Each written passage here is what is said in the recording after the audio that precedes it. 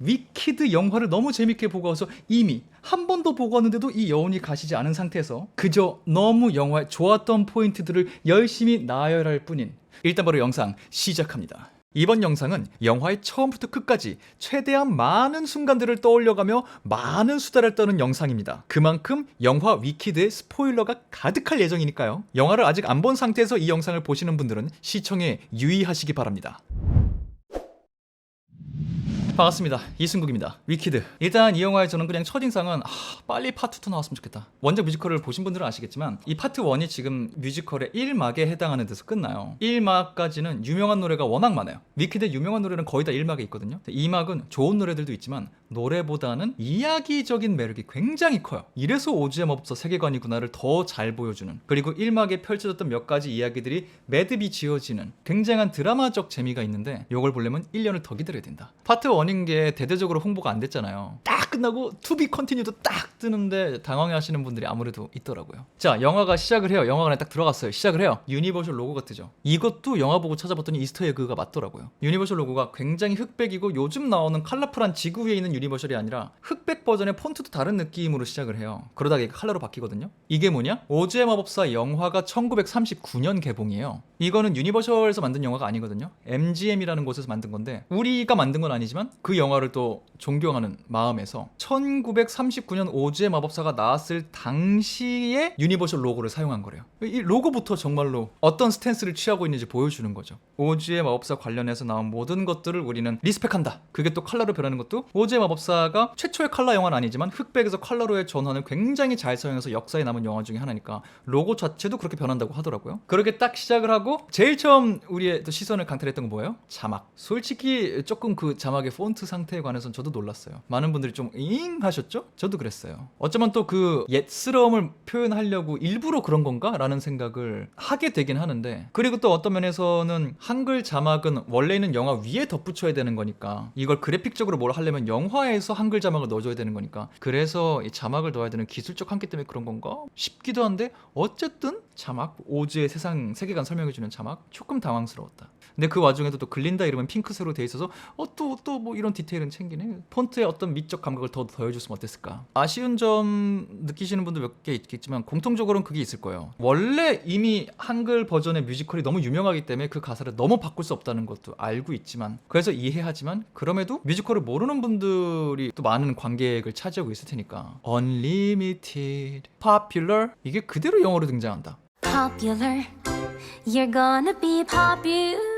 그 부분에서 약간 어잉? 하시는 분들도 있지 않았을까. 그리고 원작 오즈의 마법사 소설에서 중요하게 등장하는 양귀비꽃 같은 경우에는 그대로 가져와서 파피꽃이라고 이렇게 번역이 돼갖고 한글로서의 변환이 조금 더 잘 되는 포인트가 있었으면 어땠을까 라는 생각을 하긴 했어요. 이 부분에서 또 주변에서도 비슷한 생각을 하는 친구들이 있더라고요. 어쩔 수 없는 아쉬움이 있었다. 서두에 짚어놓고 이제부터는 또 좋은 얘기 합시다. 로고가 나오고 자막이 나온 다음에 딱 뭐가 나와요? 모자가 나오죠. 모자가 나오고 물이 나오고 보도 같은 게 들려요. 막 드래곤 뭐 13시에 막 물이 뿌려져서 막 사악한 마녀가 죽었습니다. 엘파바죠. 저는 진짜 뻥이 아니고 그때부터 좀 울컥울컥했어요. 시작을 이렇게 할지도 몰랐고, 저는 뮤지컬을 봤기 때문에 이 이야기의 모든 끝 마무리를 알잖아요. 어떻게 이야기가 매듭 지어지는지. 그걸 알고 딱 모자가 나오는 걸 보니까 이렇게 시작하는구나. 시간대적으로 가장 마지막으로 시작해서 가장 처음으로 이제 가서 얘기를 이어나가겠구나. 뭔가 좀 그렇다, 좀 뭔가 마음이 이상하다 이러는데 창밖으로 딱 나가면서 뮤지컬의 서곡이라 그러죠. 뮤지컬을 시작할 때 이 작품에 나오는 노래들을 전체적으로 한번 훑어주는 파트가 있어요. 뮤지컬 항상 시작할 때 이게 딱 나오죠. 그때 그 느낌, 뮤지컬을 제대로 가져오려고 하고 있구나. 오케이, 좋아, 아주 좋아. 그런데 청각적으로는 서곡을 제대로 들려주면서 시각적으로 뭐가 돼요? 창밖으로 뛰어내려서 원숭이들과 함께 막 오즈를 막 날아다니면서 에메랄드 시티까지 날아가는 이 각도가 보이잖아요. 그때 또 동시에 영화구나. 뮤지컬을 그대로 가져오면서 영화만이 보여줄 수 있는 걸 보여주겠다. 스토리상으로, 노래상으로 아무것도 안 건드리겠다. 하지만 뮤지컬은 무대라는 곳에 제약이 있기 때문에 무대의 세팅을 바꿔서 다른 공간이라고 관객을 설득하긴 하지만 실제로는 어떤 공간 안에서만 벌어지기 때문에 보여줄 수 없는 어떤 시각적 요소들, 오즈의 넓은 들판, 오즈의 하늘, 산, 바다, 강, 이 넓은 세상을 보여주겠다. 라는 거를 오프닝 때 선언하는 느낌이었어요. 딱 이걸 훑고 지나가면서. 그래서 그때부터 저는 진짜로 눈물이 날라 그랬었어요. 진짜 그때부터. 야, 이거 제대로 만들었나 봐. 팬심 진짜 가득 담아 영화로 제대로 만들었나 봐. 그 어떤 영화를 만든 사람들의 진심 같은 게 좀 묘하게 느껴졌달까요? 그 오프닝만 보면서도. 아, 근데 동시에 그 생각도 했어요. 이 작품에 대해서 전혀 모르거나 이런 장르 안 좋아하시는 분들이 보시면은 요 포인트에서 이미 조금 나랑 안 맞다 생각할 수도 있겠다. 왜냐면 마녀라는 단어가 막 나오고 원숭이가 날아다니고 색깔도 조금 이제 컬러풀, 쨍한 컬러풀함이 있잖아요. 화사함이 있잖아요. 어느 정도 스토리까지는 비주얼적으로도 그렇고 스토리도 그렇고 유치하다고 느끼는 분들이 있을 수 있겠다. 이제 영화가 그거를 장벽을 넘어서게 만드느냐 아니냐가 관건이 되겠다. 요 초반부만 잘 넘어가게 만들면 후반부는 전 스토리도 알고 노래 기깔나는 거 아니까 재밌게 느낄 텐데 요 초반부를 잘 해야 요런 장르에 익숙하지 않은 분들을 붙들어낼 수 있겠다라는 걱정을 하긴 했었어요. 실제로 그리고 이건 제가 영화관에 있으면서도 느낀 건데 먼저 관에서 보고 오신 분들이 나오면서 그런 얘기 하는 걸 들었어요. 한 커플이셨는데 생각보다 뒤에 재밌다. 초반에 속이 좀 루즈해갖고 졸리고 그랬는데 뒤로 갈수록 재밌던데? 이게 제가 초반에 조금 걱정했던 포인트가 아니었을까. 그냥 애들 보는 유치한 뮤지컬 영화야? 동화야? 뭐 오즈의 마법사고 동화잖아. 이런 느낌으로 초반에 받아들여질 수도 있겠다. 그런 마음을 갖고 계속 보고 있는데 먼치킨랜드가 나와요. 땅땅 따당땅 서쪽에 사카마니가 죽었어요. 여러분 기뻐하세요. 먼치킨랜드 딱 나오는데 그 마을을 보면서도 그 생각을 했었고 그리고 그 멜로디 안에 저는 음악을 잘 몰라서 정확히 모르는데 그 멜로디 안에도 오즈의 마법사 멜로디가 좀 녹아 들어가 있대요. 뭐 그런 것도 있다 그러고 그리고 글린데가 등장할 때 거품 타고 들어오는 거 먼치킨랜드 이 풍경도 묘하게 좀 비슷해요. 완전히 똑같진 않지만 먼치킨랜드 중앙 홀부터 노랑 벽돌굴이 회오리 모양으로 시작되거든요. 그런 것도 거의 그대로 딱 보여줘요. 묘하게 39년도 오즈의 마법사에 대한 계속 존경심을 표하고 있다. 그렇게 비주얼적 요소를 즐기고 있는데 노래가 나오죠. No one mourns for wicked. 그 누구도 사악한 마녀를 애도하지 않는다라는 노래 글린다 나오고 막 Good news. 전 이미 이때 눈물이 또르륵 흘렀던 거로 기억해요. 처음 봤을 때. 왜냐? 너무 슬프잖아. 거듭 이걸 처음 보신 분들은 이렇게까지 안 느꼈을 거예요. 그냥 왜 제 표정이 저러지? 뭐 이랬을 수 있는데 저는 이 이야기의 끝까지 봤잖아요. 이 파트만 보신 분들도 어렴풋이 이제 느끼실 거예요. 다시 보시면은 이 첫 부분에 글린다의 이 표정이 어떤 의미인지. 여러분 사악한 마녀가 죽었습니다. 너무 기쁘시죠? 그 무덤에 침을 뱉을 것이다 라고 사람들이 신나서 노래를 하고 있고 글린다 본인도 굿뉴스 굿뉴스 멜로디 넣어야 되고 이 노래 구성 자체가 가사 자체가 거기에 또 아리아나 그란데의 미묘한 표정 연기 자체가 전 뭐랄까 너무 슬펐어요. 이 처음 장면이. 그래서 저는 사실 이 작품을 너무 과몰입해서 볼 수밖에 없었어요. 이때 이미 정말 오프닝부터 여기까지 오는 모든 과정에 마음을 빼앗겨버렸기 때문에. 거기에 심지어 나중에는 자기 친구 엘파바 형상한 마네킹 같은 거 큰 거 등장하잖아요. 불태우라고. 심지어 글린다한테 그걸 불태우라 그러고. 내 친구인데 얘가 어떤 사정으로 이렇게 프레임 씌워줬는지 내가 아는데 내가 이걸 굳게 먹고 불태우고. 그리고 두 번째 보면서 느꼈는데 마네킹 이렇게 불타잖아요. 모양이 이렇게 생겼어요. 근데 나중에 보면은 클라이막스에서 초고음 치는 멜로디가 있거든요. 그때 글린다도 그 노래를 하면서 이렇게 동작을 해요. 그리고 카메라가 엘파바 불타는 그 지푸라기 뒤로 이렇게 지나가면서 그 지푸라기 너머에 있는 글린다를 보여주거든요. 둘 다 이러고 있어. 약간 이것도 시각적으로 노린 게 아니었을까라고 생각될 정도로 둘은 사실 이렇게 똑같고 같은 마음을 갖고 있는 친구인데 어쩌다 이렇게 되었을까. 과해석일 수도 있겠지만 그렇게 보게 되더라고요. 이미 막 너무 슬퍼 이러고 시작하고 보고 있는데 뮤지컬에는 없는 영화의 이야기가 등장하죠. 어린 소녀 시절의 엘파바 장면은 제 기억으로는 없었어요. 뮤지컬에. 어린 시절의 모습을 살짝 보여줌으로 인해서 파트 1 마지막에 등장하는 그 씬이 굉장히 임팩트 있게 되었죠. 그 유리창에 비치는 어린아이의 모습 디파잉 때 그것도 뮤지컬에는 없는 장면이에요. 영화를 위해 넣은 건데 나중에 뭐 인터뷰 보니까 제작진분들도 이거 만드는 과정에서 디파잉에 요런 거 한번 소스 쳐보면 어떨까라고 막판에 결정을 했대요. 그래서 급히 구성을 해갖고 한번 넣어봤는데 너 길 괜찮은 것 같다. 너 길 잘한 것 같다 라고 인터뷰하는 걸 어디서 봤는데 그게 아마 그 씬을 의미했던 것 같아요. 그래서 어린이 씬이 짧게나마 좀 등장했던 게 돌들이 날아가서 애들 맞추는 동네 애들 맞추는 걸 때 되게 세게 맞추진 않잖아요. 은근히 하찮아 보이기도 하는데 그럼에도 그 씬을 집어넣은 게 마지막에 이걸 다시 한번 등장시키기 위해서였다. 굉장히 효과적인 장치였다. 그때 이 아이의 모습을 봤기 때문에 마지막 유리창에 비친 그 아이를 봤을 때 모두가 울컥할 수밖에 없었을 것이다. 물론 처음 볼 때는 그 장면 보고 몰랐죠. 그래서 그런 어린 씬을 보고 그러면서 먼치킨랜드에서의 어떤 선언이 다 끝납니다. 그리고 나서 돌아가려고 하는데 I'm gonna go.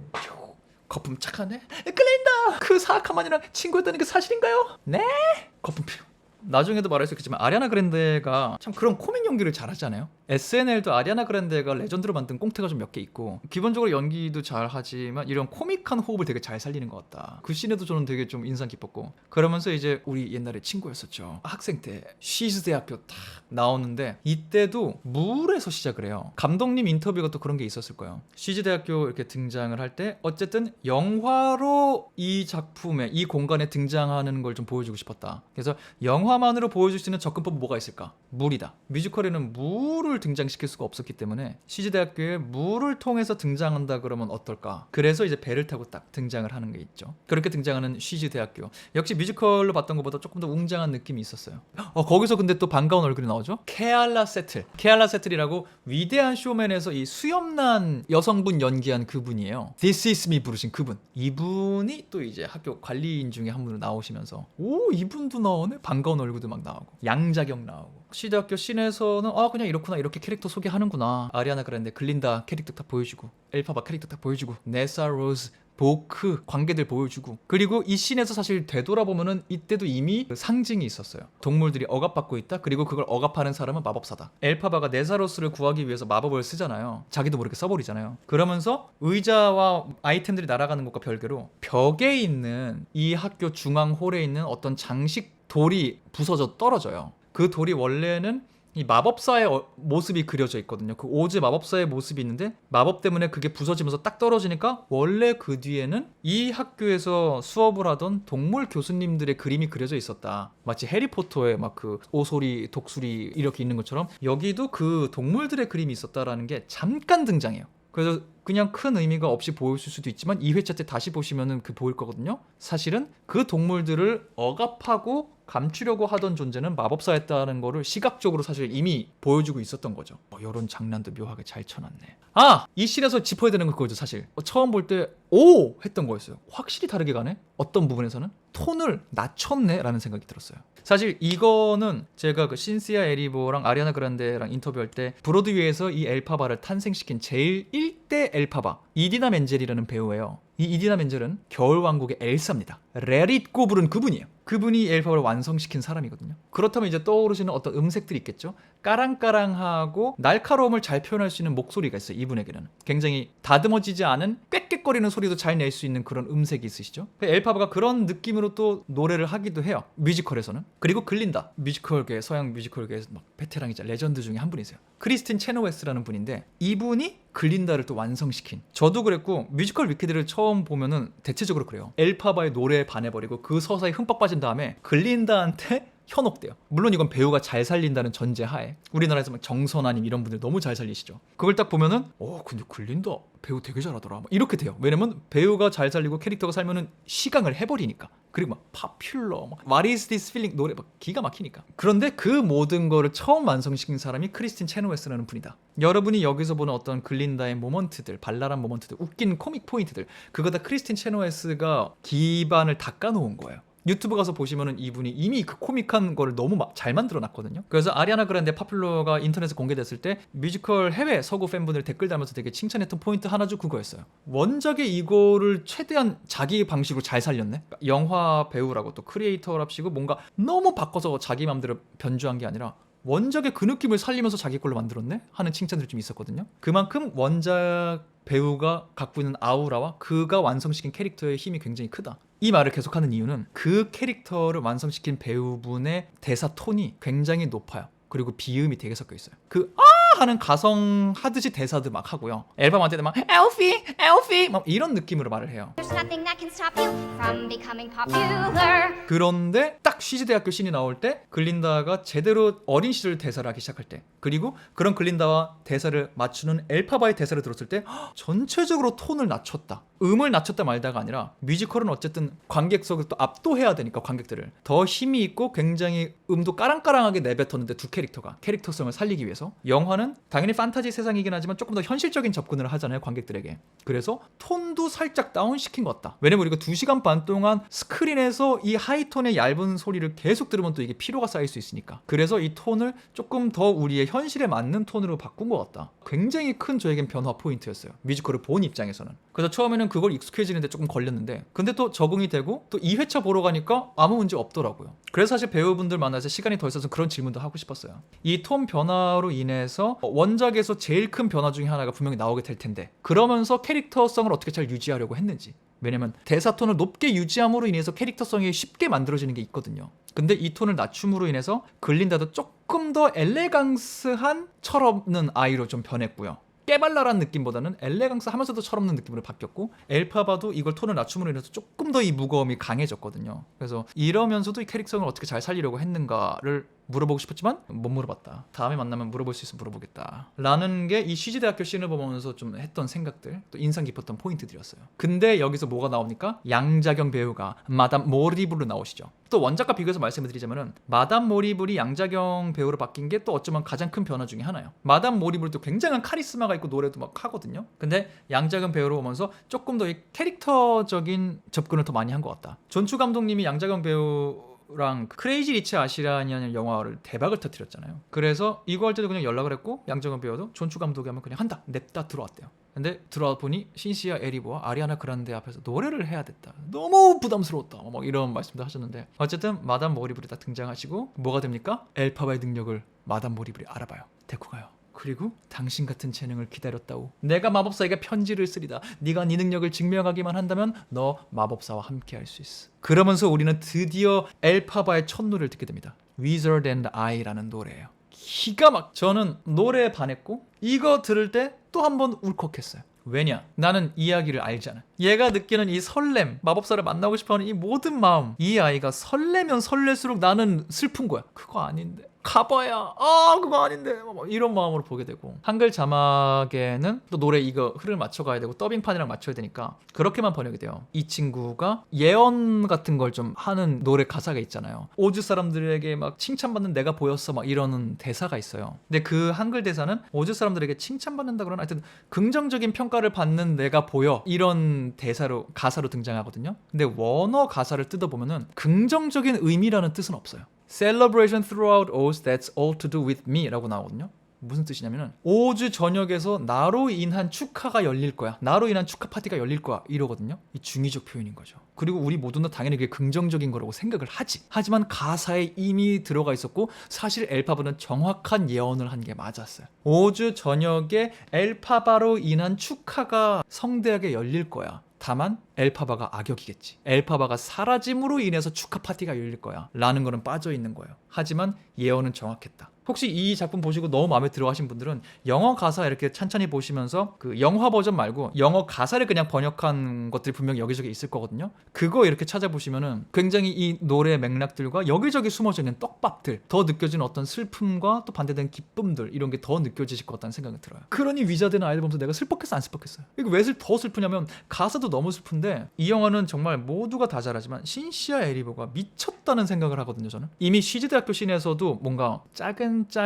어떤 표정 연기들, 평생 아무 사랑도 받지 못하고 아빠의 무언의 폭력적인 원망을 들으며 동생을 케어하며 근데 동생에게도 원망 같은 것 좀 들으며 위축된 아이로 살아온 이 모습들이 그래서 자기 방어 기제도 있고 막 이런 게 살짝 보여서 잘한다 싶었는데 여기서는 정말로 너무 놀랐던 게 이 설레는 걸 연기를 하잖아요. 근데 엘파바를 연기한 신시아 에리보가 1987년생이에요. 원래 한국 나이로 하면은 38살이고요. 만 나이로 해도 지금 36, 37살이에요. 근데 지금 뭐예요? 대학교에 처음 들어온 4살로스가 막 있다고 해도 이제 20대 초반, 갓 20대 초반인 아이가 운 좋게 대학교에 들어오게 되고 자기 재능을 인정받은 태어나서 처음으로 자기 자신에게 긍정적인 말을 해준 누군가를 만나고 처음으로 자기 인생에 희망을 보게 된 나 뭐 돼? 내가 갖고 있는 게 저주인 줄 알았는데 어쩌면 희망일 수도 있겠네? 이거 능력일 수도 있겠네? 능력이라고 저 사람이 말해줬는데? 저 위대한 마법사라는 마담 모리블이 나한테 말해줬는데? 자기 인생에 처음으로 한 줄기 희망을 본 사람의 이 감정이 노래에 담겨 있었어요. 표정, 제스처, 모든 연기 여기에도 담겨 있었지만 저는 정말로 개인적으로 인상 깊었던 건 그 음색 톤, 아까 대사 톤이 아니라 노래 톤. 물론 배우분들은 노래에 따라 소리를 바꿀 수 있죠. 근데 이 노래는 이상하게 듣는데 방금 말씀드린 딱 그 느낌. 20대 초반의 어린 학생이 태어나서 처음으로 한 줄기 희망이라는 걸 경험해본 직후에 보여줄 법한 감정이 음색으로 전해지더라고요. 정말 그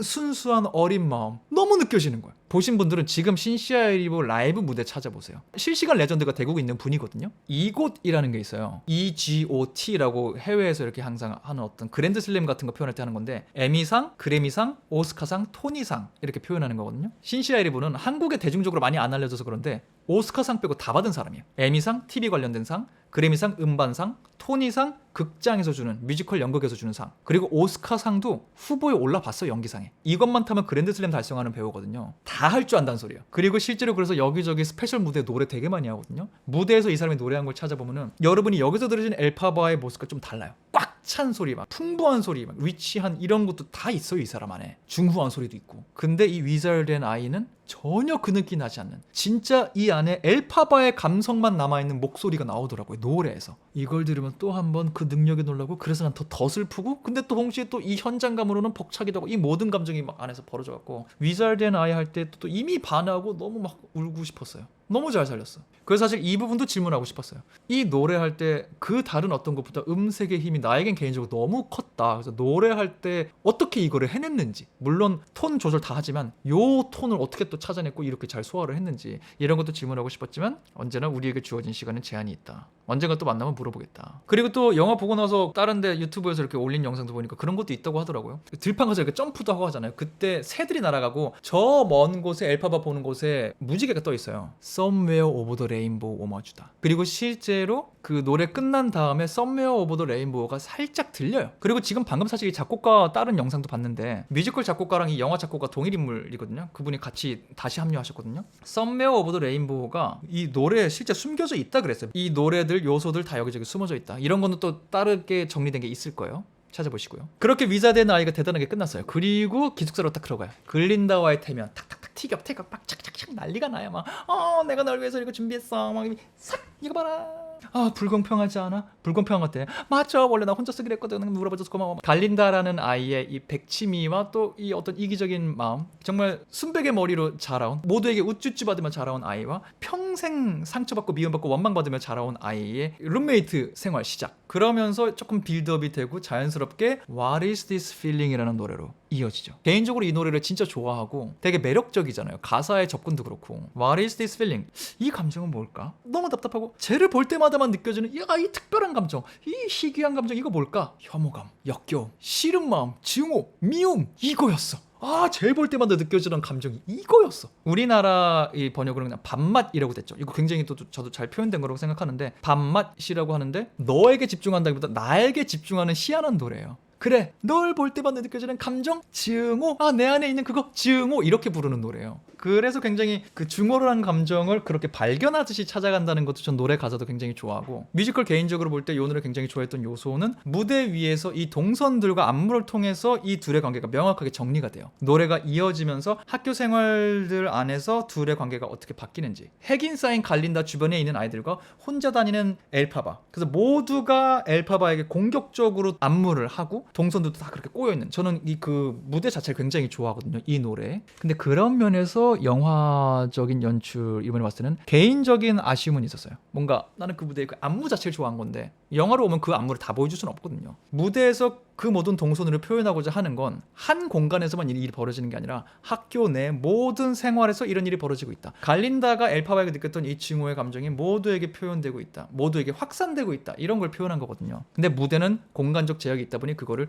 상징적으로 표현한 거고, 영화는 점프컷을 할 수 있으니까 여러 수업에서, 식당에서, 여러 공간에서 모두가 갈린다를 따라하고 있다, 엘파바를 미워하고 있다라는 걸 잘 표현해줬죠. 영화만이 보여줄 수 있는 거. 그런 면에서 그냥 제가 좋아하는 동선은 못 봐서 아쉬웠지만 연출 자체는 좀 굉장히 깔끔했다고 생각해요. 그리고 특히나 여기 나온 그 책 들고 이 안무가 지금 서양에서는 챌린지 엄청 하고 있거든요. 뭔가 이 영화를 위해서 이 안무를 좀 특별히 만들었다고 들었어요. 존추 감독님이 경력을 아시는 분들은 아시겠지만 스텝업 시리즈, 인 더 하이츠, 뮤직 뮤지컬 영화 그리고 댄스가 등장하는 영화 기가 막히게 만들어온 과거가 있는 분이거든요. 미국에서는 이분이 또 자체적으로 춤꾼들을 이용해서 실험적인 시리즈도 되게 많이 만든 분이에요. 드라마 같은 거를. 관련 연출 빠삭하거든요. 그래서 뭔가 기본적으로 우리가 느끼는 뮤지컬적인 어떤 동선이 아니라 이 영화에서 활용할 수 있는 특별한 안무 동선을 만들고 싶었대요. 그래서 등장한 이 책신 뭐 이런 거 좀 특별하긴 했죠. 걸어가면서 춤을 추는 수준이 아니라 하여튼 뭔가 카메라와 이게 다 합쳐졌을 때 딱 매력적인 그 동선을 만들었던 것 같더라고요. 그런 안무도 탄생시키고 What is this feeling? 너무너무 좋았어요.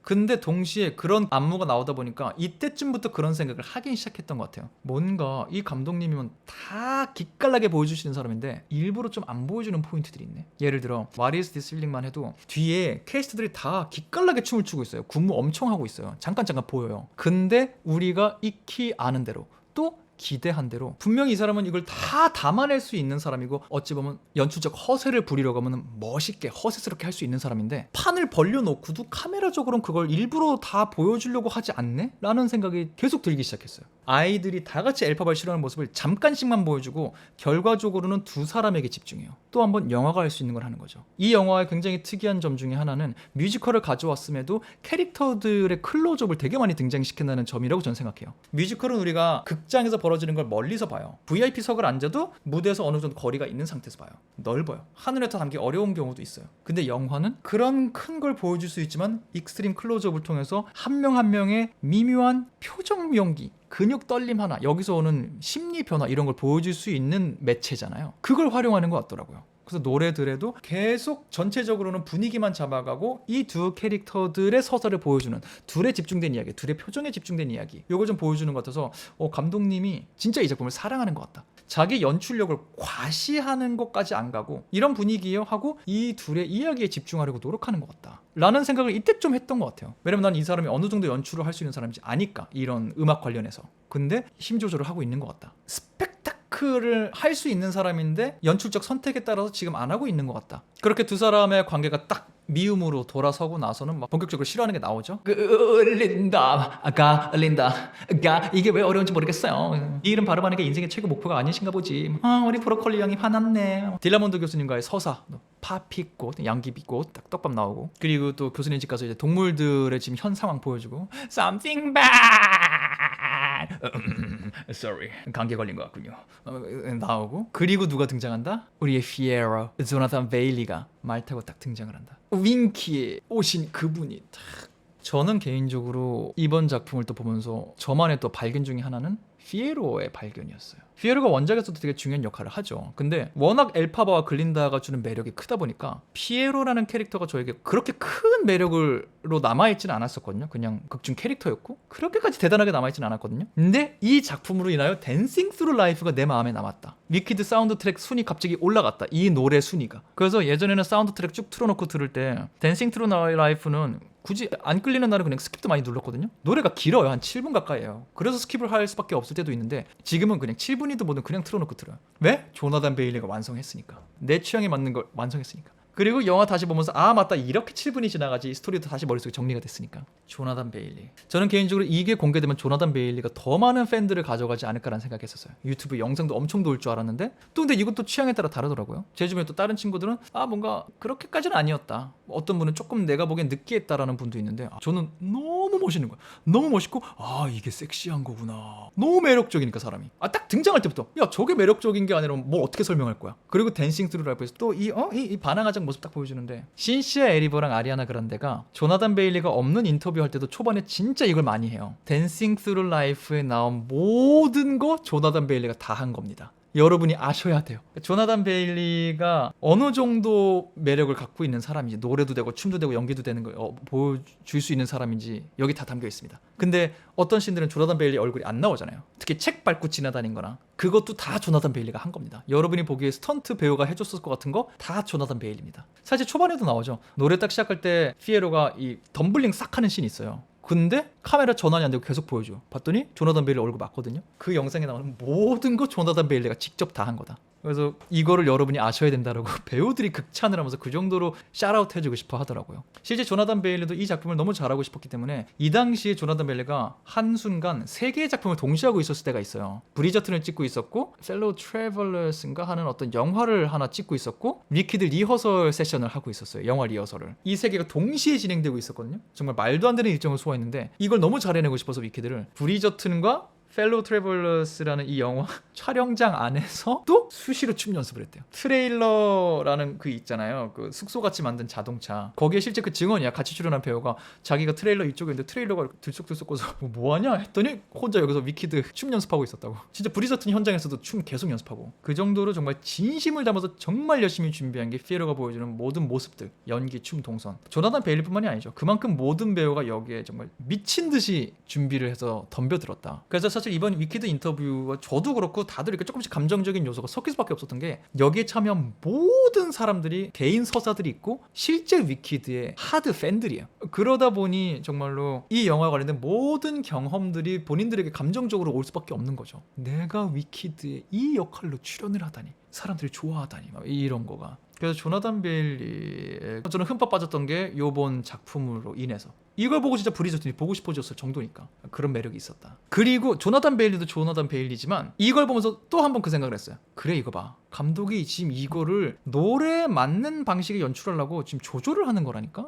댄싱 스루 라이프는 이전에 나왔던 거가 굉장히 다르게 아주 화려하게 찍었죠. 그 전에 What is this feeling도 굉장히 화려하게 찍었지만 컷신을 여러 개 활용해서 현란하게 찍었다면 여기는 이 공간을 정말 하나의 무대처럼 활용해서 이 도서관 뒤 돌아가는 공간들 활용하고 여기 자체에서 이 뮤지컬형의 어떤 기대하는 군무 같은 것도 조금 더 제대로 정확하게 보여주고 모두가 함께 호흡하는 모습을 보여주면서 거봐 이 감독 이런 거 할 수 있다니까. 댄싱 트루 라이프는 요렇게 가기로 한 거야. 그래서 이 화려한 요소도 살짝 보여주면서 역시 존추 감독 살아있군 이런 생각을 좀 했던 것 같아요. 굉장히 화려했어요. 여러 면에서. 저는 그런 것도 굉장히 좋았고요. 그리고 이것도 저도 유튜브 보다 한 건데 댄싱 트루 라이프 그 동그란 그 기구들 있잖아요. 도서관 안에 사다리 이렇게 교차되잖아요. 잘 보면 어느 한순간 교체가 착착착 돼갖고 오 이렇게 된대요. 사다리가 돌아가는 과정이 그게 딱 한번 보이는 순간이 있대요. 오제트, 오즈를 뜻하는 이런 장난질이 되게 많다. 참고하시고요. 그리고 오즈 더스트 볼룸으로 이제 이어지죠.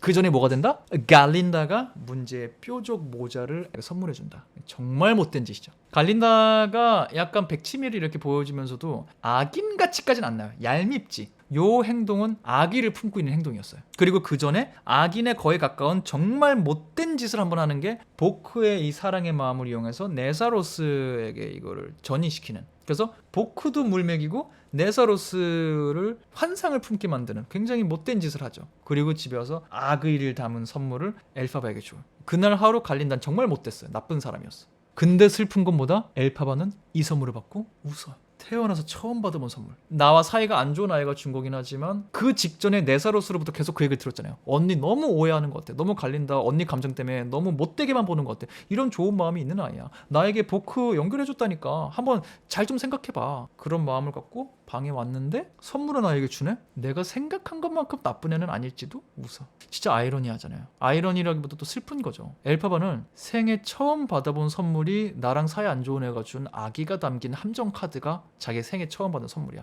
근데 자기는 그걸 모르기 때문에 웃음이 나오는 거야. 기뻐서 선물 받았다. 그 자체로도 너무 슬펐어. 그렇게 생각하면 또 엘파바도 굉장히 강한 척하고 세상 모든 걸 다 아는 척하지만 사실은 충분히 어른이 되지 못한 어른이 되어가고 있는 젊은 청년 때를 지나는 사람이었다 라는 부분이 딱 그 미소와 그 모자를 쓰고 딱 무도회장에 나타났을 때 그 모든 거에 연결되는 것 같아요. 이 선물 하나 받은 것 때문에 자기 동생에게 잘해줬다고 생각하는 착각 하나 때문에 마담 모리블한테 밤중에 가서 갈린다 받아주세요. 그리고 최대한 빨리 갈린다한테 말해주세요. 마술 지팡이라도 주세요. 그러니까 엘파바에게 필요했던 건 그냥 그 정도의 애정 하나였어요. 선의라고 해석할 수 있는 거 하나면 엘파바는 나설 준비가 돼 있는 사람이었어요. 아무도 그걸 안 해준 거야. 평생 동안 이 사람한테. 그런 슬픔. 그게 무도회장으로 이어지죠. 춤을 추기 시작합니다. 모두가 낄낄대. 그전에는 증오와 구경의 대상이었다면 여기는 그냥 조롱거리가 되어버린. 그 와중에도 막 춤을. 그제서야 갈린다가 정신을 차리죠. 그리고 제대로 엘파바를 보기 시작하죠. 제 사람들 신경 써 아닌 척하는 것뿐이야. 그리고 자기가 깨달았잖아. 내가 악의를 갖고 한 것조차 제가 선의로 해석을 했는데 내가 그럼 오늘 했던 모든 이 결정들, 특히나 엘파바 관련된 결정, 이거 뭐지? 그래서 둘이 춤을 추기 시작하죠. 뮤지컬로도 나오는 장면이고 되게 뮤지컬에서도 센 장면이거든요. 근데 영화로 이걸 보니까 처음에는 뭔가 나는 이걸 아니까 몰입해서 보지만 이거 약간 오글거려하는 분도 있을 수 있겠다. 아무 소리도 안 나고 춤만 출 때 생각했는데 생각보다 이걸 길게 오래 보여주는 거야. 길게 보여주네 했는데 뭐 사람마다 다르겠지만 제 입장에서는 길게 가니까 통하더라고요. 처음에는 걱정했어요. 이거 오글거리는 사람 있으면 어떡하지? 제작진의 관점에서 보는데 어느 순간 클린다가 자기가 벌린 일을 어떻게든 수습하기 위해서 무언으로 이렇게 지지를 보내주며 손을 맞대고 같이 춤을 추고, 그러니까 그제서야 엘파바가 눈물을 흘려요. 혼자 이 세상과 싸우고 있다고 생각했을 때 눈물을 흘릴 겨를도 없었어. 어릴 때 많이 울었겠지. 혼자 이 싸움을 할 때는 무도회장에서 똑같이 꿋꿋하게 버티고 있었는데, 말씀드렸죠. 얘한테 필요한 건 그냥 하나였어. 하나의 선의면 됐었어. 누가 와서 나와 함께 이거를 해줬을 때, 힘을 실어주려고 했을 때, 어떤 의미도 괜찮아요. 선의를 나에게 보여줬을 때, 내가 그걸 느꼈을 때 얘는 그거면 됐어. 그럼 마음이 무너지는 거야. 내 편이 있구나. 괜찮아. 길게 가져가는 게 저는 개인적으로 오히려 늘어지지 않고 이 드라마틱한 효과를 너무 잘 살려줬다.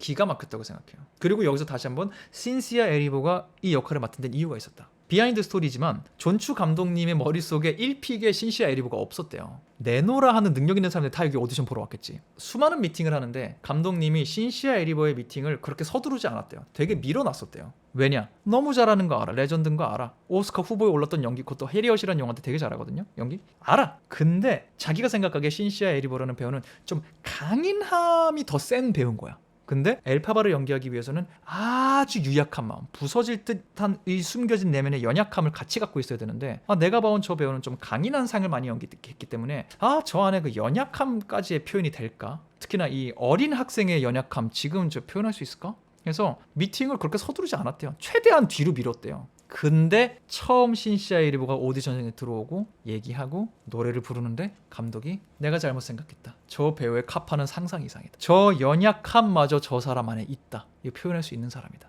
그래서 감독이 자기가 생각을 바꿔먹었다 그러죠. 자기가 오해한 부분에 대해서. 그러니까 어떻게 생각하면 신시아 에리보가 그 감독의 편견을 깨고 감독을 설득시키고 이 역할을 따냈다는 게 이 작품의 전체 테마 맞기도 해요. 눈에 보이는 게 다가 아니다. 겉으로 보이는 게 다가 아니다. 언제나 그 뒤에 뭔가 더 있다. 정말로 노래 모든 것도 있고 이런 정말 작은 연기들, 거기서 전해지는 이 심리적 해석들, 이런 게 저는 정말 신시아 에리보를 보는 어떤 재미였어요. 정말 좋은 캐스팅이었던 것 같다. 그리고 방에 들어와서 밤새 드디어 친구가 된 두 사람이 얘기를 합니다.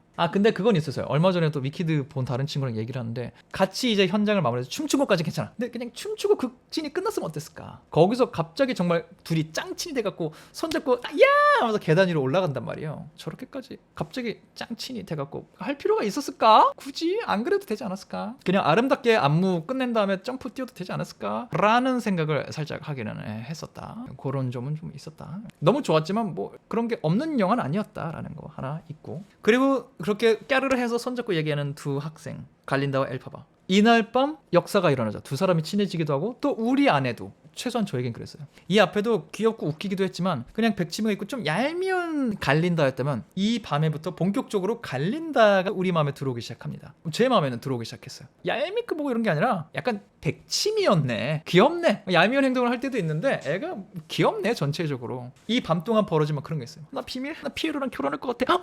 그리고 엘파바가 우리 아빠가 날 싫어해. 나는 진짜 제일 큰 비밀 얘기했는데 넌 그게 진짜 큰 비밀 얘기했는데 혼자 봤다가 이런 러블리함, 얄미움, 귀여움, 백치미, 갈린다가 정말 요 사건을 통해서 들어오기 시작해요. 그러면서 갈린다가 굉장히 중요한 그 모든 백치미성을 뛰어넘는 정말 중요한 말을 엘파바에게 해주죠. 너의 아버지와의 관계, 네 동생, 어머니, 우유꽃, 그게 너의 비밀일 수는 있지만 그게 너의 잘못이란 뜻은 아니야. 그게 사실이란 뜻은 아니야. 요런 어떤 뉘앙스의 대사를 해주죠. 비밀 인정. 그게 네 잘못이냐? 아닌데? 내가 느낀 거 아닌데? 갈린다 인생의 가장 큰 지혜로운 말 중에 하나였을 거예요. 그리고 거듭 엘파바는 처음 들어보는 말. 사실 엘파바에겐 글린다가 특별할 수밖에 없어요. 자기 인생의 처음을 너무 많이 장식해준 사람이거든요. 첫 선물, 첫 자기 편, 첫 내 인생을 긍정적으로 바라봐준 사람, 위로해준 사람, 다 갈린다. 그렇기 때문에 뭐 둘은 짱친이 될 수밖에 없다. 그리고 이어지는 popular. popular는 뭐 아리아나 그란데가 씹어먹었죠. 찢었죠. 마지막에 핑크핑크 것까지 해주면서 완전히 감독님이 이건 아리아나 그란데를 빛나게 해줄 것이다. 완벽하게 만들어줬죠. 근데 초반에 말씀드린 것처럼 원작의 파퓰러도 또 훼손하지 않는 선에서 이걸 또 살렸어요.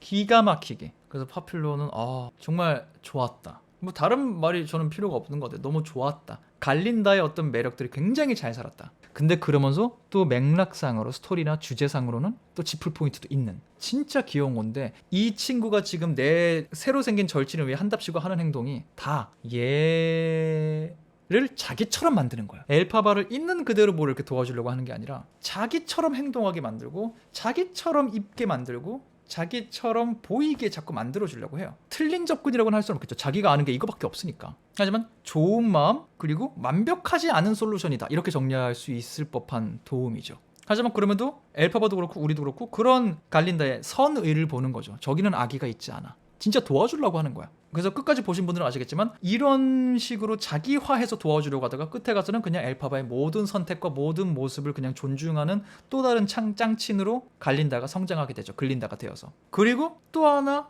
관계가 새롭게 변화되는 건 이렇게 갈린다는 엘파바를 자기화시킴으로 학교 생활 도와주려고 하는데 피에로라는 존재 한 명만 너 요즘 되게 갈린다처럼 행동한다. 너 안 그래도 되는 앤데? 라고 말을 하죠. 또 엘파바에게는 자기한테 그런 말을 해준 사람은 또 얘가 처음이야. 그래서 이런 관계들이 짤막짤막하게 지나가지만 엘파바의 서사에서 봤을 때는 굉장히 크게 남을 수밖에 없다라는 포인트가 하나가 좀 있죠. 그리고 여기에 또 하나 TMI가 있자면 아리아나 그란데 역시 존추 감독님의 1픽이 아니었습니다. 신시아 에리버랑 똑같아요. 아리아나 그란데도 이 위키드 한 거예요. 감독의 선입견을 뒤바꾸고 자기 설득해낸 거예요. 감독님이 그걸 걱정했대요. 아리아나 그란데 짱팬인 거 알아. 위키드 좋아하고 글린다 좋아하는 거 알아. 오디션 보기로 했어. 수많은 배우들이 또 오디션 보러 오거든요. 감독님이 걱정한 건 아리아나 그란데는 팝스타 아리아나 그란데라는 이미지가 너무 세기 때문에 글린다를 이미지적으로 잡아먹을 수 있다. 자기가 그렇게 원치 않다 하더라도 이 모든 것이 글린다에게 그림자를 드리울 수 있다. 글린다가 빛나야 되는데 팝스타 아리아나 그란데가 너무 빛날 수가 있다. 그래서 좀 주저하셨대요. 아니나 다를까 오디션을 보기로 했는데 아리아나 그란데 메이크업을 하고 온 거죠. 근데 아리아나 입장에서 잘 보이고 싶으니까 최고의 메이크업을 한 거죠. 또 감독님 생각에는 자기 걱정했던 거. 역시 팝스타 아리아나 그란데인데? 그걸 물어봤대요. 미안한데 지금 요 메이크업 지우고 다시 할 수 있어요? 자기는 그걸 못할 줄 알았대. 근데 아리아나 그란데가 네! 바로 가서 메이크업을 지우고 온 거예요. 민낯으로. 그때 약간 감독님도 이분이 약간 진심이네? 그리고 그렇게 보기 시작했는데 그리고 나서도 그 대단한 아리아나 그란데도 오디션을 4번인가 5번 더 봤대요. 4차 5차까지 갔대요. 할리우드에 노래되고 춤되고 연기된다는 모두가 와서 이걸 했는데 자기가 처음에 저 사람 안 될 것 같은데 했던 사람을 쭉 보니까 저 사람이 맞다. 매번 할 때마다 머릿속에 아리아나 그란데가 남았대요. 그 사람이 선보이는 어떤 특별한 게 뭔가 매번 있었대요. 그만큼 아리아나 그란데는 죽기 살기 이걸 했겠죠. 자기가 너무 하고 싶은 역할이니까. 그래서 아리아나 그란데한테 갈 수밖에 없었다. 이 배역이. 신시아 에리보가 한 것처럼 아리아나 그란데도 감독의 어떤 시선을 자기의 모습으로 설득해냈다. 위키드하였다. 비하인드 소울 자체가 정말 영화로 너무 맥락이 같이 가더라고요. 그리고 또 하나 포인트. 아리아나 그란데는 가수보다 연기를 먼저 했어요. 연기 베이스가 있는 사람이에요.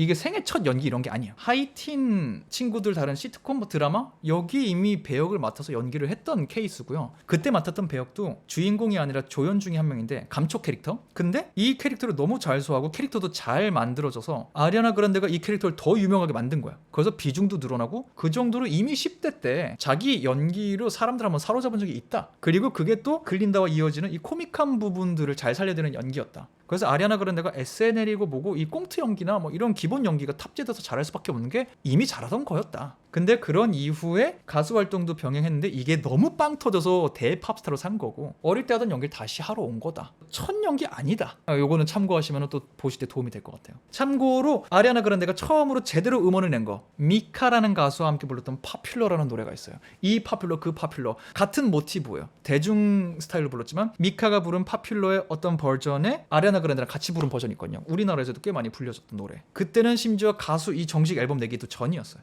그때 또 한 번 파퓰러랑 인연이 이미 있었다. 10년도 더 전에. 그런 정말 위키드 그리고 글린다와 뗄래야 뗄 수 없는 삶을 살아온 게 아리아나 그란데다. 최근에 그런 인터뷰를 한 걸로도 알고 있어요. 향후 활동은 지금까지 10년 가까이 했던 음악을 그렇게까지 많이는 못할 것이다. 연기 오랜만에 다시 하니까 연기에 대한 열정도 다시 좀 불타올라서 연기도 조금 계속 지속하고 싶다. 그래서 음악은 계속 하겠지만 10년간 해온 것처럼 못할 것이다. 뭐 이런 말을 살짝 하기도 했어요. 얼마 전에 인터뷰에서. 뭐 생각이 바뀌었을 수도 있겠지만 어쨌든 아리아나 그란데의 근본에 연기가 당연히 있는 사람이다. 참고해 주시고요. 그렇게 해서 둘이 친구가 되고 또 피에로랑도 친구가 되면서 다 같이 다니고 그러다가 무슨 사건이 벌어져요? 딜라몬드 교수님 체포 사건, 철창 소개 사건. 그러면서 파피꽃이라 불리는 양귀비가 사람들 재우고 도망가고 이때 또 오마주가 나옵니다. 이 사자를 자전거 뒤에 바구니에 태우고 달려요 엘파바가. 그때 사자가 바구니하고 살짝 이렇게 나오거든요. 이것도 1939년에 나온 오즈의 마법사의 어떤 시인을 패러디한 거다. 오마주한 거다. 도로시라는 주인공이 캔자스에 살고 있을 때 도로시의 반려견 토토가 마을 주민과 어떤 갈등이 생겨요. 그래서 마을 주민이 이 토토 갖다 버리겠다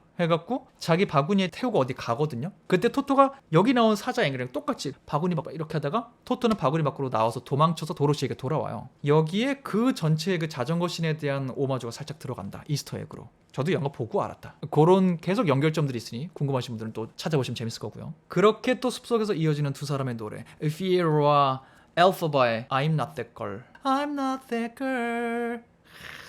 개인적으로는 여기가 제일 늘어진다고 생각했어요. 꼭 하나 골라야 된다면 조금 영화가 러닝타임이 되긴 되는구나를 요때 조금 느꼈달까요? 왜냐면 약간 그런 거였어요. 요소를 따져보자면 빌드업이 없진 않았어요. 말씀드린 대로 피에로랑 서로 만났고 피에로도 나를 찬 여자 네가 처음이야. 엘파바도 나를 있는 그대로 괜찮다고 말해준 사람은 네가 처음이야. 오며가 뭐 좀 서로 교집합이 좀 생기고 특히나 또 피에로가 용기를 보여주면서 거봐 너 그렇게 얄팍한 인간 아니야. 엘파 그런 얘기도 하고 교류가 있죠. 근데 그게 짧게 지나간 거다 보니까 뭐 갈린다와의 서사만큼 충분한 설득력이 없는 상태에서 갑자기 숲속에서 둘이 찡 하고 노래 바로 이렇게 이어지니까 영화가 계속 이 심리 변화에 집중하며 흘러가는데 여기서만큼은 조금 뮤지컬처럼 점프가 확 되는 느낌이 있다. 둘의 감정선이.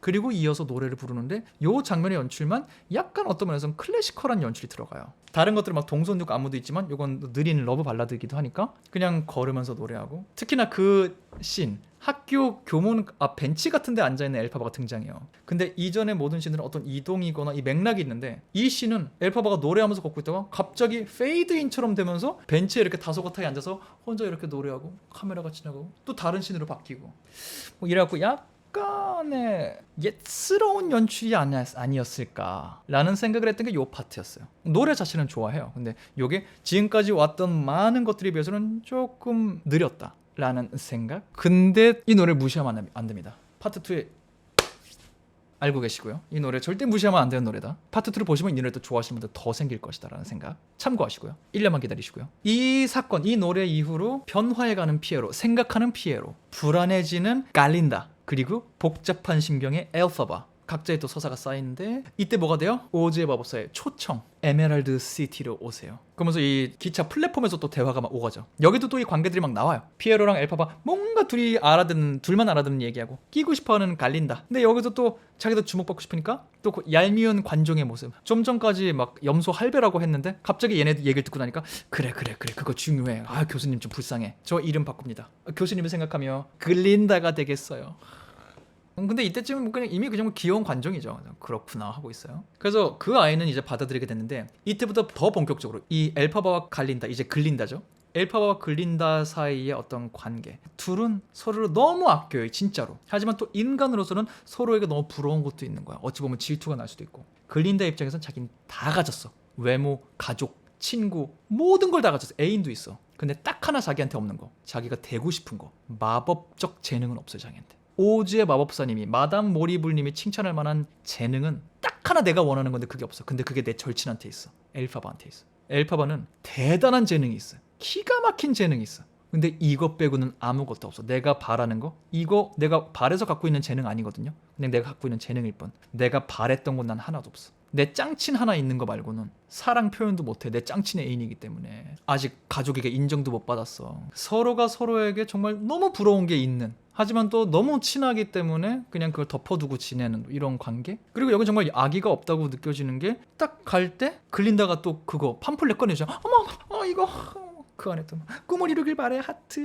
그러니까 이 부러운 건 부러운 거고 정말 서로를 사랑하는 친구인 건 맞는 거야. 또 엘파바도 그걸 보고서 참 이 아이 너무 나에게 소중한 친구다. 거듭 말하지만 엘파바에게 이런 표현을 해주는 거는 글린다 밖에 없어요. 내 유일한 편이야. 그러니까 바로 가자고 할 수밖에 없는 거죠. 내 너무 소중한 친구니까. 야, 너도 가자. 나 마법사님 만나는 거 나에게만 주어진 특권인데 너 같이 가서 내가 데려가 가줄게. 너도 이거 되게 좋아하잖아. 가자. 그리고 One Short Day 또 한 번 이때 느낍니다. 감독님이 정말 노래에 맞춤식 연출을 하고 있다. 그리고 여기에 조금씩 더 화려해진다. 에메랄드 시티 같은 경우에는 댄싱 스루 라이프에도 살짝 보였지만 여기엔 조금 더 기법들이 많이 들어가요. What is this feeling은 공간 전환의 매력이었고, 파퓰러 위자드의 나이는 개인 역량에 더 집중해서 화려하게 들어간 거고, 댄싱 스루 라이프는 이 한정된 공간 안에서 보여줄 수 있는 뮤지컬 영화적 연출의 재미, 군무의 조금 더 화려한 모습, 기구를 활용하는 재미, 이런 게 있었다면 에메랄드 시티는 드디어 조금 더 오픈된 공간에서 도심을 가로지르며 원테이크적인 맛도, 카메라 동선의 맛도 있고, 확장된 군중의 군무 씬이 조금 더 본격적으로 등장하고요.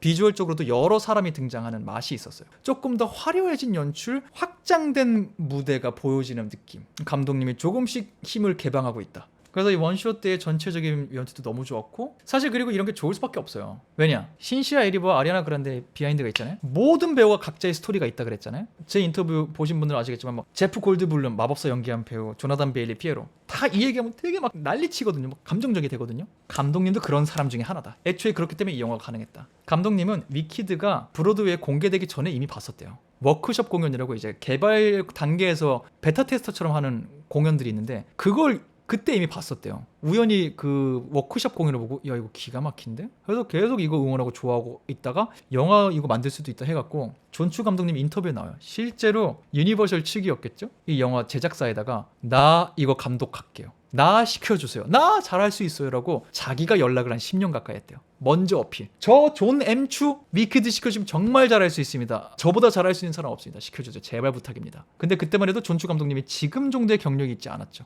당연히 스텝업도 있고 잘 하셨지만 워낙 큰 프로젝트다 보니까 존추 감독님이 기획하지 않았어요. 실제로 여러 감독님을 돌고 돌았거든요. 하다가 하차한 분도 있고 논의하다 안 된 분도 있고 엎어진 경우도 있고. 그렇게 10년 가까이 지났는데 여전히 노크하는 사람 누구였다? 존추 감독이었다. 그리고 계속 노크하면서 크레이지 리치 아시안 터트리고 인더 하이츠 만들어내고 경력 쌓고 자기 증명하고 있었다. 그래서 10년의 노크 끝에 드디어 자기가 연락을 받았다.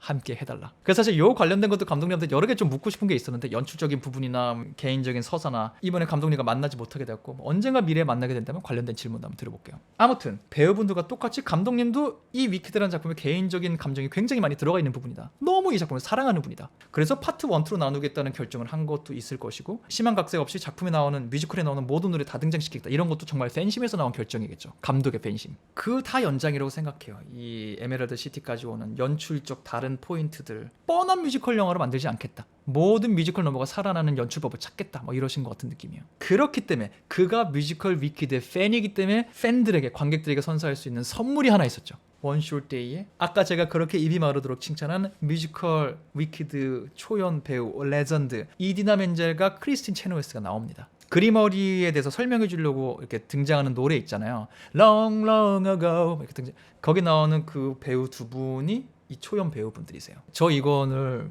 공개되기 전에 이렇게 봤잖아요. 혼자 봤단 말이에요. 혼자 아무도 없어. 나 혼자 읽어보면서 공유할 데가 없는 거. 나는 인터뷰를 위해서 미리 먼저 보는 거니까.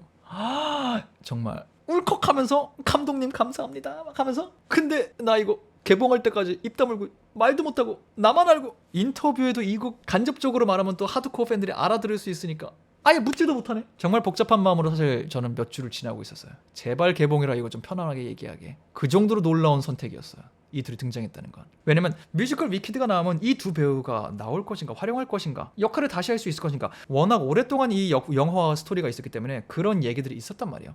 가능하다면 이 두 배우가 다시 엘파바와 글린다 연기할 수 있지 않을까 온갖 얘기가 있었는데 시간이 흐르면 못했죠. 하지만 이들을 등장시킬 방법은 이렇게도 있었다. 등장시켰다. 너무 좋았어요. 그리고 실제로 이 안에 보면은 그냥 등장했다는 것뿐만이 아니라 그 두 배우가 연기를 하는 이 연기 스타일, 톤, 캐릭터성이 실제 이들이 완성시킨 엘파바와 글린다의 톤을 그대로 가져왔어요. 이디나 멘젤 같은 경우는 중간에 아예 그걸 하죠. 이 멜로디를 불러요. 그게 이디나 멘젤 버전의 Defying Gravity의 애드립이에요. 극장 버전에서는 하고 노래가 끝나잖아요. Defying Gravity가. 거기가 이제 각자 가수마다 갖고 있는 애드립 버전이거든요. 자기 스타일을 녹여낼 수 있는 부분. 근데 그 처음 그 애드립 부분의 제일 초창기 버전이 요거다. 이게 원래 디파잉 그래비티의 오리지널 엔딩이에요. 그거 그대로 보여주고 또 크리스틴 체너웨스는 자기가 완성시킨 이 글린다의 이 백치미 버전 그래서 등장할 때 보면은 다시 한번 가서 보세요. 두 배우가 이렇게 딱 나올 때 크리스틴 체너웨스만 살짝 점프하면서 이렇게 다리 탁 이렇게 하는 게 있어요. 파퓰러의 이 아리아나 그랜데가 비슷한 동작 하거든요. 그게 다 이 초연에 나왔던 그 동작을 재현하는 거다. 그리고 연출용 소품으로 불 붙은 지팡이 같은 거 두 배우가 들고 나오는데 크리스틴 체너웨스 것만 불이 꺼져 있어요. 그래서 막 막 이러다가 이디나 멘젤 거기서 붙여오고 막 그러거든요. 역시 중간에 마법 지팡이를 얻은 갈린다가 엘파바 옷 바꿔주려고 하는 씬 있죠. 드레스 바꿔라 볼 가운 고장난다 하는 거 있잖아요. 그것도 원작 뮤지컬의 크리스틴 체너웨스가 정말 유명하게 만든 코믹 부분이에요. 그것도 그대로 살려서 크리스틴 체너웨스도 이거 안 나와서 막 요란 법석 떠들고 계속 무대 중간에 기싸면서 관심 받고 싶어 하고 노래 불러 노래해 해놓고 글린다가 노래하니까 입 막고 자기가 노래하고 다 이런 것들이 이 레전드 배우들이 완성시킨 그들의 그 캐릭터성을 다시 한번 여기서 그 캐릭터로 등장은 못하지만 캐릭터성을 그대로 보여주는 방식으로 팬들을 즐겁게 해주는 선택이었다. 너무 좋았다. 참고로 이 두 배우가 나오는 요 부분은 영화 버전에만 있는 멜로디예요. 뮤지컬에는 없어요. 정말 팬들을 위해서 만든 거예요. 그리고 또 하나 이 두 배우뿐만이 아니라 원쇼 때의 노래 끝에 The Wizard will see you now 마법사님이 들어오시랍니다 하는 그 병사 있어요. 2층에서 이렇게 나오는 사람. 그 사람이 이 위키드 작곡가님이십니다. 카메오 출연. 은근히 알게 모르게 이 무대 위 카메오들이 많아요. 처음에 등장한 갈린다의 어머님도 영국에서 위키드 연기한 걸로 굉장히 유명한 영국 뮤지컬 배우시라 그러고 알게 모르게 이제 정말 서구권 팬들은 반가워할 만한 카메오들이 여기저기 많이 있다 그래요. 참고하시고요. 그렇게 하고 이제 딱 들어가서 마법사를 만나고 알고 봤더니 노란 벽돌길 글린다의 선택이었다 나오고 그리고 등장하는 숨겨지는 이야기들 원숭이 날개가 돋아나고 무거워지기 시작하고 프레임이 씌워지고 엘파바가 재능 있는 마법사 그리머리를 읽어줄 재능 있는 마법사 지망생에서 사악한 서쪽 마녀가 되는 모든 음모의 전말이 밝혀지죠. 여기서 굉장히 전환이 확 됩니다. 저는 이 원숭이 날개 시인이 굉장히 이야기적으로도 주효했다고 봐요. 이때 이야기가 확 무거워지거든요. 되게 심각해지고. 그래서 초반에 유치하다고 생각하셨던 분들도 이때쯤 되면 되게 몰입해서 볼 수밖에 없었을 거예요. 제 생각에는. 그러면서 이야기적으로 굉장히 많은 게 꼬이기 시작하면서 파파파파 슬슬 작품의 최고 노래를 향해 가기 시작합니다. 그리고 이야기가 클라이막스로 갈수록 글린다와 엘파바의 삶의 선택이 본격적으로 갈라지기 시작하죠. 뛰쳐나가려는 엘파바 그리고 이 아이를 데리고 와서 어떤 영향력 있는 존재가 되고 싶어하는 글린다. 얽히고 설키면서 상단부까지 갑니다. 막 열기고 탔다가 부서졌다가 막 난리 쳐요. 막. 하지만 이 순간 글린다마저 엘파바를 의심한다. 그녀의 잠재력을 완전히 이해하지 못한다. 네가 생각한 만큼 세지 않나 보지. 날개 어딨어. 그냥 나랑 돌아가자. 사과해. 더럽고 치사한 거 알아. 하지만 뭐 어쩌겠어 우리 이러고 살아야지. 굉장히 갑자기 현실적으로 되는 글린다죠. 사과하고 야 마법사 옆에 있다는 게 중요한 거잖아. 야 우리가 여기 지배할 수 있다잖아. 우리 영향력 있게 살 수 있대. 엘파바? 그게 내가 원하던 거였는데 이제 그렇게 살 수 없어. 나는 사실을 알아버렸기 때문에. 저 사람들이 어떤 사기를 치고 있는지 알았는데 어떻게 내가 저 사람 옆에서 살아. 난 그렇게 눈 감고 못 살아. 그리고 이 영화의 이 전체 작품의 가장 큰 매력 포인트 중 하나가 나오죠. 양립하게 되는 심지어 서로 소리까지 지르는 야 그래 네 선택 해보겠으면 좋겠다 라고 막, 야 권력 앞에 눈 감는 너 야 시도 때도 없이 너만 잘났다고 뛰쳐나가는 너 싸우다가도 근데 그게 너지 이걸 인정해 이 모습마저 인정해 저는 이게 이 영화의 정말 엘파바의 중력을 거스르는 이것도 있지만 이 두 친구의 이 모습도 너무 좋은 테마라고 생각해요. 처음으로 피에로가 그런 모습 살짝 보여주긴 했지만 이 모든 선택조차 존중하고 사랑하고 감싸 안는 글린다. 엘파바에게는 역시 절대로 포기할 수 없는 내 친구 이 모든 걸 포용해준 첫사람 글린다. 또 권력 옆에 쓰고 싶어하는 또 관종의 모습 나 익히 알고 있고 이해를 아끼기 때문에 너의 그 선택도 존중한다. 나는 동의하지 않겠지만 너의 그 선택도 나는 존중한다. 우리는 서로를 너무 아끼는 친구야. 너무 사랑하는 친구 사이야. 하지만 우리의 삶의 목표가 다르다는 거를 여기서 받아들이고 우리 각자의 길을 가자. 그렇다고 우리가 적이 되는 건 아니야. 나는 너를 언제나 친구로 생각할 거야. 이 정말 복잡한 우정 그리고 이걸 너무 잘 보여주는 글린다가 망토를 가지고 와서 딱 둘러주면서 둘이 눈물 글썽글썽하면서 난 그 씬을 생각할 때마다 울컥해요. 그때 나 울었어요. 또 눈물도 이렇게 했어요. 신시아 에리보의 연기, 아리아나 그란데의 그 연기, 그 정말 어떻게 정말 이 클로즈업의 힘이기도 하고 그 클로즈업을 감당해내는 이게 정말 심리, 서사, 감정 연기들이 쉽지 않은 연기잖아요. 클로즈업 상태에서 이걸 보여줘야 되니까 이 모든 게 이해되는 서로가 서로에게서 느껴지는 관객에게까지 전달되는 그 감정선 둘의 막 그리고 완성되는 엘파바의 서쪽의 사악한 마녀 룩 싹 샤 빰빰빰빰빰 진짜 눈물 나는 포인트는 뭔지 알아요? 말씀드린 대로 이게 1939년도 나오는 서쪽의 사악한 마녀의 룩이에요. 뾰족한 머리에 망토하고 빗질 돌리고 있는 그 룩이 완성된 거거든요, 진짜로. 근데 돌이켜보면 이렇게 생각하면 이 관점에서, 이 영화의 관점에서 해석하면 사람들이 공포에 떠는, 사악하다고 말하는, 무서워하는 서쪽 사악한 마녀의 그 룩, 엘파바 입장에서는 내 인생 가장 애정했던 내 짱친이 나한테 준 선물로 이루어진 거예요. 빗자루는 내 능력의 상징이죠. 아무도 믿지 않았지만 내가 증명해낸 내 마법의 상징. 모자, 아기가 담겨 있었지만 태어나서 처음으로 받아본 선물이에요. 망토, 내 짱친과 서로 떠나는 결정을 해야 됐을 때 짱친이 마지막으로 나에게 둘러준 선물이에요. 짱친도 싫어하는 모자, 거적대게 아무거나 해서 둘러준 망토. 하지만 엘파바에게 이게 너무 소중한 거야. 내 친구 글린다가 나한테 준 거니까. 이렇게 생각하면 엘파바의 삶이 너무 안쓰러워지고 슬프고, 그렇게 생각하고 다시 처음에 글린다의 그 표정 들어보면 눈물이 날 수밖에 없다. 이런 삶이 어딨어. 아무튼 그런 것들을 느끼면서 눈물 막 흐르고 있는데 경비병도 올라와서 글린다가 잡힐라 그러고, 그때 또 야 니들이 원하는 건 나야, 걔 놔줘 할 때 또 이미 자기 친구를 위해서 막. 그리고 나서 이제 디파잉 멜로디, 천장 한번 날듯이 점프를 하고 이때부터 벅차오르기 시작하는데 유리창을 뚫고 딱 내려가는데 유리창에 비친 어린 엘파바, 우리가 앞서서 얘기했던 그 친구 딱 나올 때, 지금 이 순간 중력을 벗어나서 날아오른다는 건 여기를 탈출하는 게 의미하는 게 아니야. 어린 시절부터 내 인생을 짓누르고 있던 모든 시선들, 모든 억압들 다 벗어나서 나로서 날아오른다 상징하는 그 뜻이. 생각해보시면 이때 진정으로 처음으로 몇몇 씬이 있죠. CG대학교 나올 때나 넓은 샷이 나온 적은 있는데, 노래와 함께 이렇게 주인공이 넓은 공간을 활개치면서 활용하는 건 이때가 처음이자 마지막이에요, 영화에서. 돌이켜보면 이 모든 공간이 먼치킨랜드라는 마을로 한정했다가 CG대학교로 조금 커진 데로 갔다가 공간도 활용했다가 오즈소트 볼륨 축제로 갔다가 기차를 탔다가 에메랄드 시티 도시 수준의 연출을 갔다가 전체 하늘까지 활용하는 공간의 확장 자체가 있어요. 노래에 활용된 배경이 확장되면서 이 모든 이야기가 커지고 있고 엘파바의 능력이 커지고 모든 걸 상징하기도 하는 공간 자체를 활용해서 배경 자체로 스토리텔링을 하고 있다는 생각이 좀 들어요. 이 모든 빌드업은 Defying Gravity의 개방감, 자유로움과 무한한 언리미티드의 힘을 보여주기 위한 빌드업이었다. 하늘에 막 날아다닌다. 원숭이 못 따라와. So if you can't find me, 이때 이 벅참이란, 진짜 앞에 다 안 좋아했던 분도 이 부분은 좋아할 수밖에 없지 않았을까? 라는 생각. 또 이런 게 또 무비 매직 아닐까? 이 모든 게 영화로 보여줄 수 있는 이 벅찬 연출들 너무 좋았어요. 너무 좋았어. 그리고 그렇게 엘파바가 날아다닐 때 이 엘파바를 두려워하는 모든 사람들, 근데 이걸 유일하게 기쁨, 뿌듯함, 자랑스러움 이렇게 보면서 긍정적인 시선으로 바라보는 잠깐 지나가는 군중 속 글린다의 모습들. 이 모든 게 정말 기가 막혔다. 그리고 맨 마지막 초고음 애드립을 하기 전에 하늘에 딱 떠있는 엘파바의 모습, 망토 쫙 마법으로 늘려져 이제 더 펄럭펄럭 많이 하고 있잖아요. 이것도 원작 뮤지컬에 등장하는 어떤 비주얼이거든요. 원작 뮤지컬도 딱 그래요. 글린다 잡혀가려고 할 때 야 니들이 원하는 건 나야 나라고 하면서 It's me 하면서 실제 엘파바가 무대 위로 날아올라가요. 와이어를 이용해서 쭉 갑자기 날아올라요. 사람들이 하는, 왜냐면 뭐 따로 와이어 다는 게 우리 눈앞에 많이 안 보였는데 갑자기 애가 날아올라가니까 쫙 펼쳐지면서 짧게 망토가 이 뒤에서 날리는 게 아니라 배경 전체가 이 까만 천으로 쫙 덮여요. 이 망토의 연장처럼 쫙.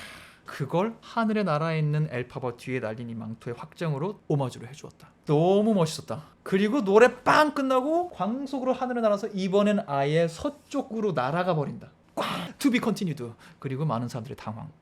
뭐야? 하지만 파트 2를 보면 정말 재미있을 것이다. 참고로 제가 그 오즈의 마법사 정리 때 말씀 못 드렸는데, 이 영화 다시 보시면은 피에로가 등장할 때 윙키의 왕자님인가? 윙키 쪽에서 왔다고 해요. 오즈의 마법사 세계관에서 서쪽 사악한 마녀가 살던 서쪽 지역, 먼치킨랜드는 먼치킨들이 살았잖아요. 서쪽 지역에 사는 사람들이 윙키들이었어요. 이 서쪽 출신이다라는 뜻이에요. 서쪽 마녀, 피에로 서쪽 사람. 그래서 둘이 또 이렇게 공감대가 나중에라도 형성될 수밖에 없던 어떤 복선이기도 했죠. 그걸 오즈의 마법사 설명할 때 빠뜨렸는데 궁금하신 분들을 위해서 참고하시면 좋겠다는 생각 전해드리며, 그래서 저는 뭐 그런 마음으로 봤고요. 당연히 저도 이런 건 이러면 어땠을까 아쉬운 포인트들이 없진 않았겠지만 그거보다 좋았던 게 압도적으로 많았기 때문에 저는 이 영화가 그냥 더 잘 됐으면 하는 마음, 더 많이 봤으면 좋겠다는 마음, 그리고 파트 2가 빨리 나왔으면 좋겠다는 마음, 그리고 기회가 된다면 시간 제약 때문에 못했던 어떤 영화 관련된 테크닉적인 질문들, 영화적인 질문들도 할 수 있는 날이고 올 수 있으면 좋겠다.